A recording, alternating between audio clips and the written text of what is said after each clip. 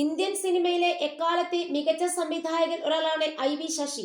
ഉത്സവം എന്ന ചിത്രത്തിലൂടെയാണ് ഐ.വി. ശശി തന്റെ സംവിധാന ജീവിതത്തിന് തുടക്കം കുറിച്ചത്. പിന്നീട് മലയാളത്തിലും തമിഴിലും തെലുങ്കിലും ഹിന്ദിയിലുമായി 110ഓളം സിനിമകൾ അണിയിച്ചൊരുക്കാൻ ഐ.വി. ശശിക്ക് സാധിച്ചു. മലയാളത്തിലെ സൂപ്പർ സ്റ്റാർഡം നേടിയ ആദ്യ സംവിധായകനെന്ന് ഐ.വി. ശശിയെ പലരും വിശേഷിപ്പിച്ചിട്ടുമുണ്ട്.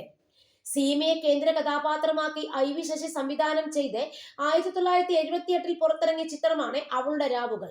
മലയാള സിനിമയുടെ ഗതി മാറ്റിയ ചിത്രങ്ങളിൽ ഒന്നായി പലരും അവളുടെ രാവുകളിനെ കണക്കാക്കുന്നുണ്ട്. ചിത്രത്തിന്റെ ഷൂട്ടിംഗ് അനുഭവങ്ങൾ പങ്കുവെക്കുകയാണ് ഐ.വി. ശശിയുടെ പങ്കാളി നടിയുമായ സീമ. ചിത്രത്തിലെ ഹിറ്റ് ഗാനമായ രാഗേന്ദു കിരണങ്ങൾ എന്ന പാട്ട് ഷൂട്ട് ചെയ്തത് ചെന്നൈയിലെ മെറീന ബീച്ചിലായിരുന്നെന്ന് സീമ പറഞ്ഞു. ഒറ്റ ദിവസം കൊണ്ട് ഷൂട്ട് തീർക്കണമെന്നായിരുന്നു ഐ.വി. ശശിയുടെ പ്ലാൻ എന്നും, എന്നാൽ ഷൂട്ടിന്റെ സമയത്ത് ചെന്നൈയിൽ ഒരു ചുഴലിക്കാറ്റ് വരുമെന്നുള്ള അറിയിപ്പുണ്ടായിരുന്നെന്നും സീമ കൂട്ടിച്ചേർത്തു. എന്നാൽ ഐ.വി. ശശി അതൊന്നും കാര്യമാക്കാതെ ഷൂട്ട് തുടർന്നെന്നും, എന്നാൽ നാട്ടുകാരിൽ ചിലർ വന്ന് പ്രശ്നമുണ്ടാക്കിയെന്നും സീമ പറയുന്നു.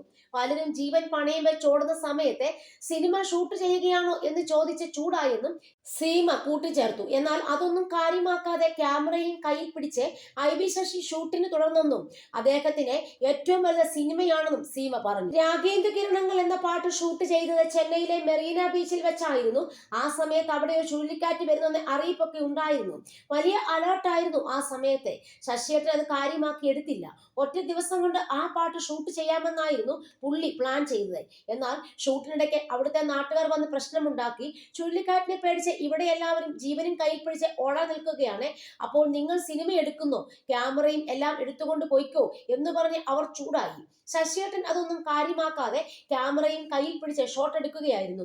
പുള്ളിക്ക് എല്ലാറ്റിനേക്കാൾ വലുത് സിനിമയാണെന്നാണ് സീമ പറയുന്നത്.